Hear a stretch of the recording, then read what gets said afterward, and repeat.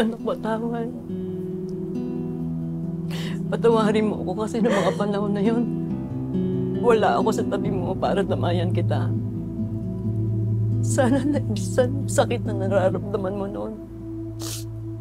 Pero ngayon, nandito na ako, anak. Nandito na ang nanay. Ako ang magpupuno ng buwang na naiwan ni Maria Angela dyan sa puso mo. Mamahalin kita. Hindi kita iiwan. Mamahalin kita ng todo-todo, anak. Pangako yan. Sinungaling! Sinungaling ka! Mamahalin kita. Hindi kita iiwan, anak. Hindi ako nagsisinungaling. Hindi ako naniniwala sa'yo. Mahimik ka!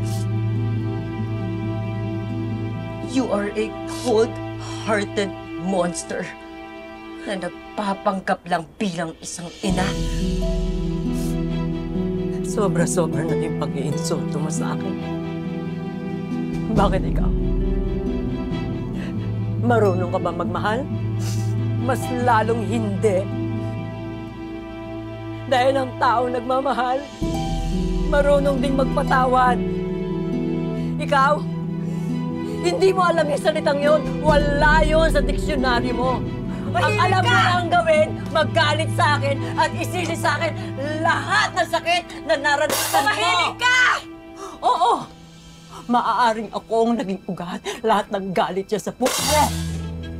Mahimik ka! Pero tandaan mo, ikaw ang nag-alaga niyan. Mahimik ka! Ikaw ang nagpalago niyan. Hindi ako malupit. Ikaw ang malupit. Ikaw ang nangagaw ng anak. Nangagaw ng asawa. Ikaw ang pumutay sa sarili mo mga anak. Ikaw ang malupit. Hindi ako. Mahimik ka!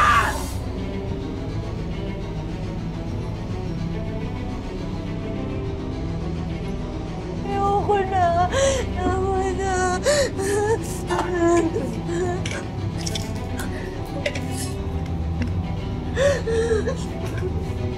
Ang sabi dito, gamot daw sa hallucination, Privaxil. Eh di meron ng pangontra si Jade sa pagbumulto ko sa kanya. Alam mo, Emma, sa laban, may tinatawag na disarmament.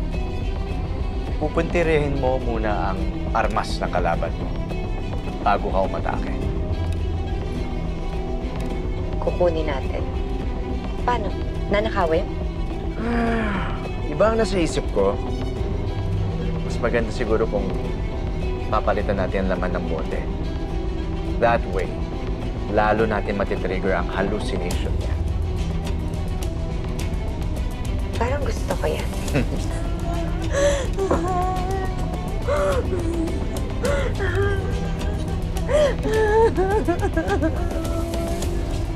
Ayoko na.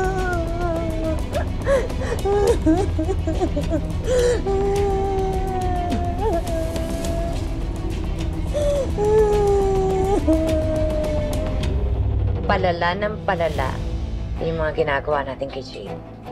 Yeah, pero ang challenge natin dyan ay paano natin gagawin yun? Ako nang bahala. Meron na akong naisip na tao. May gagamitin na ako para gumawa na.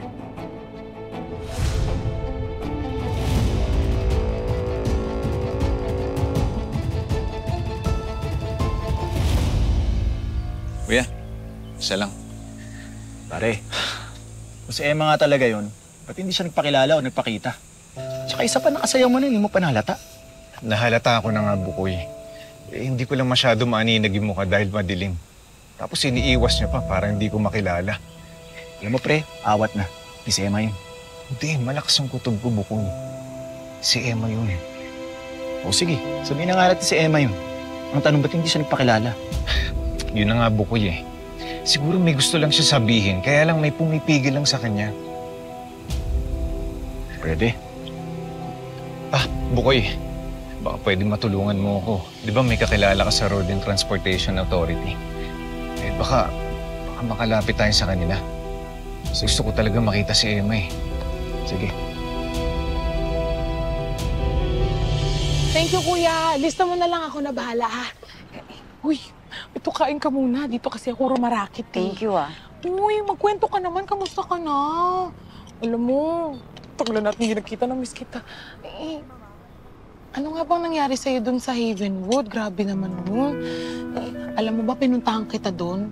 Doon kasi nagtatrabaho si Manang Sefa. Sabi niya nandun ka daw, pero nung pumunta naman ako, wala ka na. Saan ka ba kasi pumunta nung umalis ka ng Havenwood? Tsaka, bakit ngayon ka lang nagpakita? Tsaka, bakit ang ganda-ganda mo na ngayon? Iba na atake mo, ah. Sandali, nagkita na ba kayo ni Muki at Danilo? Sandali. Sandali lang, Flor. Ang dami mong tanong. Ay, sabi ko. Sasagutin ko yan. Basta sa ngayon, hindi ako pwede makita ng mag-ama ko. Bakit naman? Binaliw ako ni Jade. Hindi na naniniwala sa akin si Dan at si Muki. Dahil ang pinalabas ni Jade, sumama ako sa ibang lalaki. Si Danilo, hindi ko alam kung ano yung totoong nangyari, pero hindi ko maintindihan kung bakit nagawa niyang ipagpalit ako sa iba.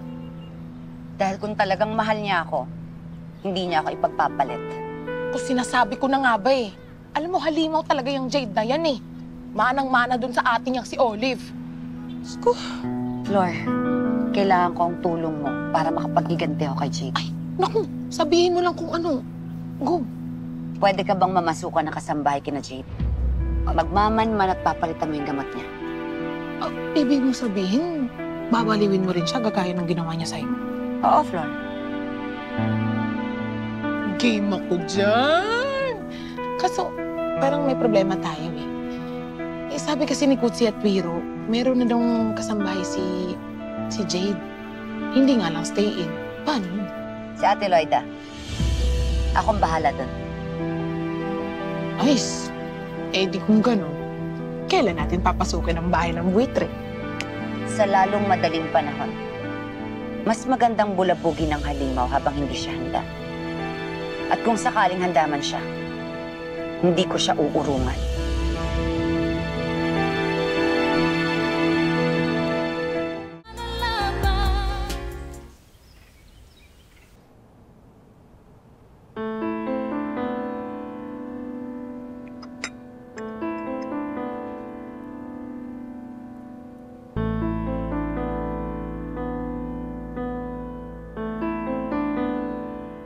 Sir Danilo, may bisita po kayo. Sige, papasukin mo, Sige. Loida.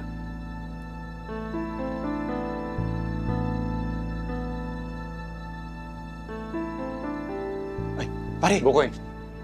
Ano? Anong balita? Danilo, may balita ako sa'yo, ha? Alam ko na kung sino may-ari ng kotse. Makikita ko na si Emma. Uy, teka lang. Kalma ka.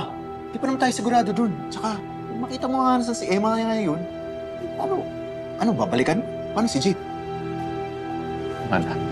Pero hindi, Bukoy, tsaka ako naisipin yun. Ang importante, makaharap ko si Emma. Malaman ko kung ano nangyari talaga sa kanya. Pero yung may-ari na nakilala mo ba? Alam mo yung pangalan? Ay, oo. Teka. Ako kayong lisensya niya. Ito, si Marco de los Reyes. Binigay yan sa akin ng kaibigan ko. Sir? Ano yan, Brad? May babae lang ako hinahanap. May nakita po ba kayo dito? Wala. Nakikilala ko to. Danilo, she's gone forever. Pinagpalit ka na niya sa ibang lalaki. May iba na siyang mahal at hindi ikaw yon. Emma is gone. She's gone forever! Pero hindi kaya ito yung lalaki ni Emma.